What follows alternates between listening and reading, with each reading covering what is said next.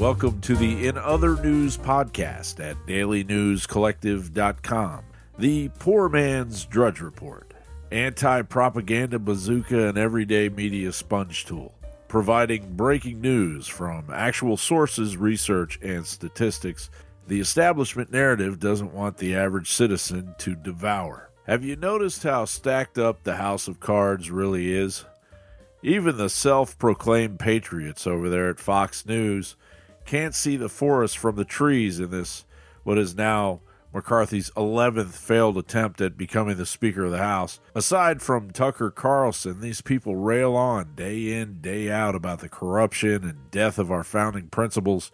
But when it comes time to literally clean house and force the corruption to face the music, these patriots scurry away. They all fall on the side of the lobbyist industrial complex that serves them and the other corporations.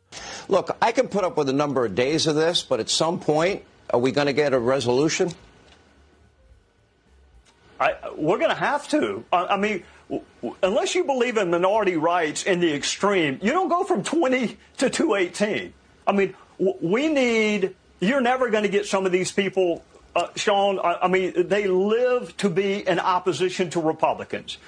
But people watching your show need to call and say, you know what? I didn't work my tail off in November to watch y'all look like a clown show on national television. So y'all get behind Kevin. You got your motion to vacate. As it relates to President Trump, they love him when they need a pardon. Fox News also appears to be controlled by their attorneys. They said absolutely nothing after Alex Jones was sued for what became north of a nearly $2 billion judgment. A case that made a complete joke out of the justice system and set up Fox itself as the next network to be targeted and dismantled. It's not a small thing. The American people have been left out on the porch in the cold, while the parasites enjoy their table piled up with steaming meats, dining on the juicy expectations of an American public that has no other recourse than to keep quoting the Declaration of Independence, preparing for that heralded day when we inevitably wage a desperate war for our unalienable rights, that among these are life, liberty, and the pursuit of happiness, that to secure these rights, governments are instituted among men, deriving their just powers from the consent of the governed, that whenever any form of government becomes destructive of these ends, it is the right of the people to alter or to abolish it and to institute new government. It's not hard.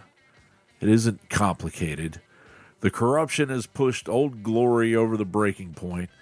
Uncle Sam is somewhere down there tied up in a dark cell under the Capitol for demanding a recount.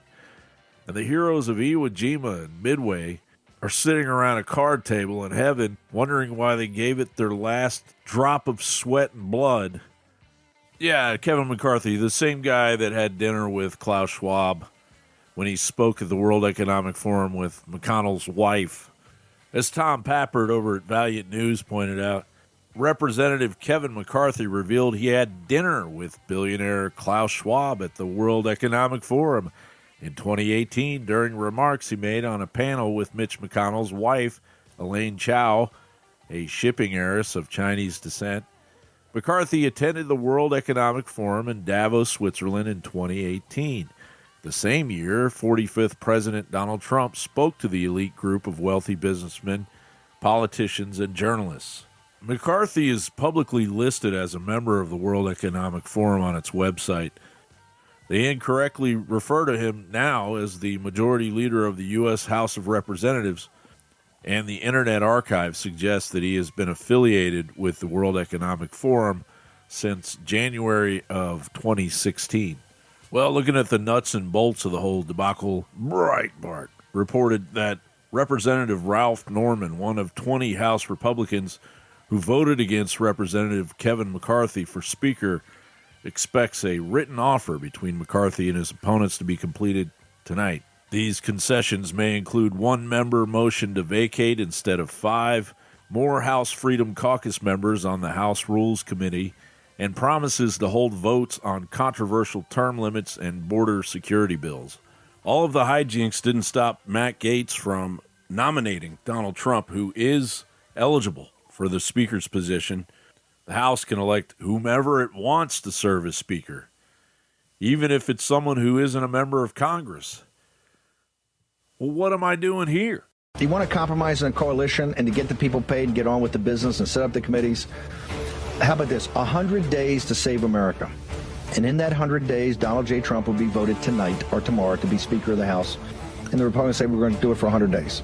And in the 100 days, you get everything set up, all the investigations set up, and Trump begins the negotiations now. Not when they run out of money. They said, oh, the crisis is going to hit us in the summer or fall. Well, that's where they're out of cash, and they can put the gun to your head. We're out of cash. The full faith and credit got to do it. No, let's start it now. We know what this is about. You're not going to hide anymore, and you're not going to lie anymore, and you're not going to spin anymore. And if you want somebody in the room that understands how to do these types of negotiations, his entire professional career is doing that, is Donald J. Trump. 100 days. Let's get him in the room, and let's do the debt ceiling. Let's do let's do the spending. Let's talk about the madness, and let's talk about the Federal Reserve. Who knows more about money or interest rates than Donald Trump? Right now, we're on the verge of spending $1 trillion on interest a year. $1 trillion a year, bigger than the defense budget. You want to talk about a national security problem? You want to talk running around? We got national security. Got to get Kevin McCarthy right now because this is a national security problem. We got all those guys, the military veterans. I honor their service. Honor their service. A national security issue. National security. Here's a national security issue. You're spending $1 trillion a year, more than the defense budget, which is out of control, on interest. That's a national security problem. And I got a solution. And tell me anybody's got a better solution for right now, for this afternoon. Give it, hey, how about this? 100 days of Donald Trump. Let's get him in the room. You don't think their heads will blow up? You don't think that the Senate, oh, you can't do that. You got Trump. What are you talking about? You want to put it in their ear. You want to get up in their grill. Give me Trump for 100 days. You give me Trump for 100 days, and you'll start the process of sorting out this mess. And the fact that they hate it so much is the better reason we ought to do it. Gaetz. Donald John Trump. 4 days ago on Monday Night Football, doctors at University of Cincinnati Medical Center who attended to Buffalo Bills safety Damar Hamlin after he mysteriously collapsed on field said they're still looking into the root cause. Doctor, this is Thad Brown from WROC Television in Rochester, New York. Again, like Cameron said, thank you very much for your time and all the work that you've done with this. Can you speak at all to the cause of what happened? What caused the cardiac arrest? And I think specifically, was it simply the actions that happened on the field, or was there something existing that, made Mr. Hamlin, something that might be susceptible to this happening? The answer to that is that workup is ongoing. We do not have definitive answers as to the etiology of the arrest at this time, and that tests will continue to be ongoing as he continues to progress. Thank you very much. InfoWars reports that Hamlin's condition has improved greatly since Monday, with reports claiming he's awake and communicating through writing. He's using a breathing tube, and the first thing he asked about was who won the game. And now, as Joe Biden takes his scrappy ass down to the border. Well, since August of last year, Custom and Border Patrol have seized more than 20,000 pounds of deadly fentanyl. That's enough to kill as many as 1,000 people in this country. 20,000 pounds of fentanyl. The state of Texas has seized 886 pounds of fentanyl so far this year. Just to put that in perspective for you, that's enough lethal doses to kill a staggering 200 million people. It's so easy to demagogue this issue. It's so easy to demagogue it. Texas Attorney General Ken Paxton has filed a lawsuit against the Biden administration over its rule change allowing immigrants into the country who will be dependent on welfare, according to documents obtained by Breitbart News. Federal immigration law has required a public charge determination for immigrants, which bars them from staying in the country if they are likely to use welfare programs like food stamps, Medicaid, or government housing aid. The Biden administration has demonstrated its intent not to enforce that law and to open the borders to illegal aliens who will be dependent upon welfare benefits. This from a press release from Paxton's office. Normally, immigrants provide financial proof that they would not sap taxpayer funds.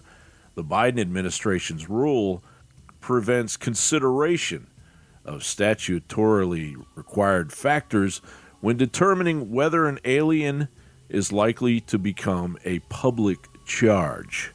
The Biden administration is committed to opening the border to aliens who lack the ability to take care of themselves.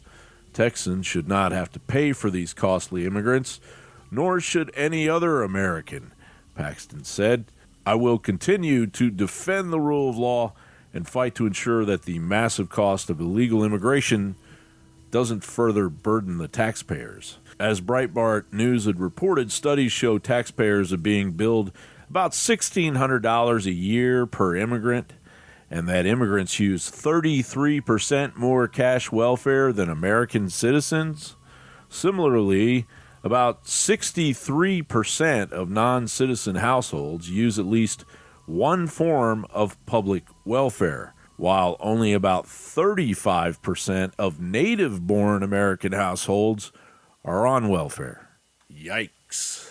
Here's a really interesting article out of Zero Hedge. It's titled, As the World Runs Out of Sand, Chinese Pirates Profit, Plunder, and Pillage. Life is a beach, they say, and we're all just playing in the sand. Soon, though, there might not be any sand left. That's because the world is running out of it. But we're all supposed to be worried about climate change. Running out of sand, you ask, how can that be? After all, 33% of the earth is covered in desert, and many of these deserts have copious amounts of sand. Yes, that's true, but desert sand, like sea sand, lacks the compressive strength needed to construct houses, skyscrapers, roads, and bridges. In other words, when it comes to the world of construction, both desert sand and sea sand are utterly useless. This is why there is a race to secure the limited amounts of appropriate sand available. Scarcity breeds desperation, and this desperation is particularly palpable in China. The CCP has deployed pirates to raid neighboring countries. In truth, the pirates have been plundering and pillaging for years. In recent times, however, they have zeroed in on Taiwan, stripping the island of its valuable deposits. The world is experiencing a shortage of just about everything: corn, coffee, wheat, soybeans, plastic, cardboard, semiconductor chips, suitably qualified workers, etc. And now it's time to add sand. By 2030, the construction market is expected to be worth $14.4 trillion. 2 years ago, it was worth $6.4 trillion. But we'll need more sand, and there won't be enough to go around. Of course, China isn't the only country scrambling to get sand. The United States and every other first world country that wants to build their next skyscraper and fly a plane into it to create a totalitarian patriot act, they're going to need sand too. Well, that's going to do it for the In Other News podcast at dailynewscollective.com. You can find me at Newsbound on Twitter and at John Bound Politics on Twitter. Also, John Bound Politics on YouTube. So, from Austin, Texas, this has been the In Other News podcast with your host, John Bound. Good night, America, wherever you are.